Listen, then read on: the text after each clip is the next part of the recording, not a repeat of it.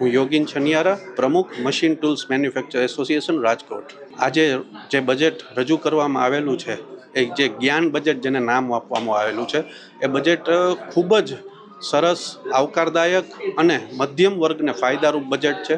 આ બજેટમાં ખાસ કરીને કૃષિ અને ઉદ્યોગને ખૂબ જ પ્રાધાન્ય આપવામાં આવેલું છે। એમએસએમઈ ઉપર આ વખતે ખૂબ જ ધ્યાન કેન્દ્રિત કરવામાં આવેલું છે, તે ખૂબ જ આવકારદાયક છે। આપણી સૌરાષ્ટ્ર, રાજકોટ તેમજ ગુજરાત એ એમએસએમઈ હબ છે। એમાંય આપણે રાજકોટની વાત કરીએ તો રાજકોટ તો એક ખરેખર આખા ઇન્ડિયાનું, ભારતભરનું સૌથી મોટું એમએસએમઈનું હબ છે।